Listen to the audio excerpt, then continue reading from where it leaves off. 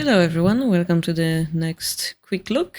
We arrived at episode number 10. Thank you all for watching so far. Today we're gonna take a look at another Ryo game, this time between Shorekai 3 Dan Yamashita and Imaizumi 5 Dan. In this position, Yamashita on the bottom dropped this rook to double attack this piece to get it for free. As you can see, he has Anaguma but not finished, because his opponent castled quickly and created a quick attack. So in this particular game, I would like you to point out into the importance of order of moves in the middle game. So here we have a rook drop attacking gold. We protect it, opening the bishop, trying to get two pieces for one. This is one of the objectives you can have in the middle game. So we have to block it. And we took the lance with this rook. This unfortunately was a mistake because this gave Sente an advantage.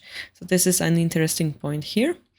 The reason why it was giving an advantage to Sente will be clear if we look a little bit into the game. Horse took the 2-2 silver, bishop retook, rook retook, and here we have a free silver for Sente in hand. So Gote will continue attacking because they have nothing else to do.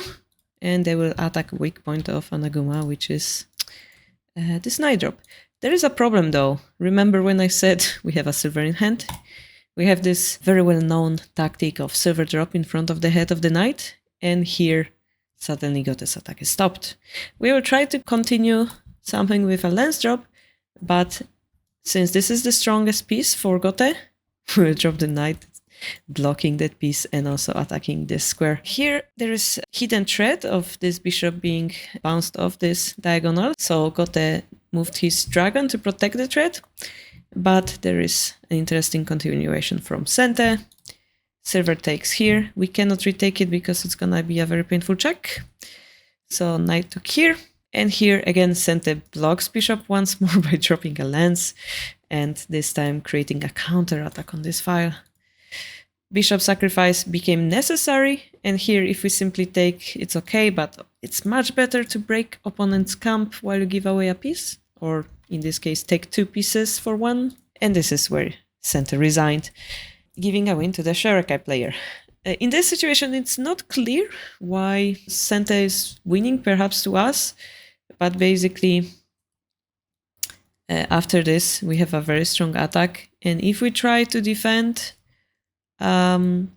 basically a mutual attack will continue, very difficult one, but we are able to input few defensive moves for Sente to strengthen that position and then break this king position by double attack. So going to the point of this whole video, why was it important to not take this lance?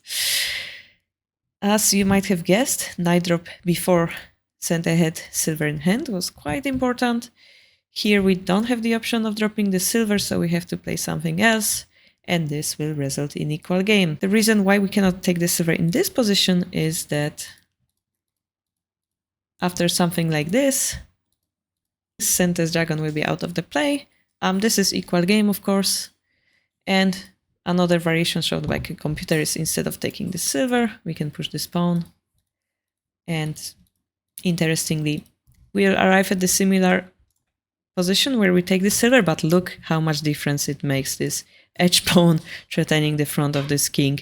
It's quite nice attack for Gote, but of course this is equal because Gote's king is also in the open. So this is my difficult explanation of a difficult middle game. Hopefully you learned something about the importance of choosing your quiet moves, and I will see you in the next video. Bye bye.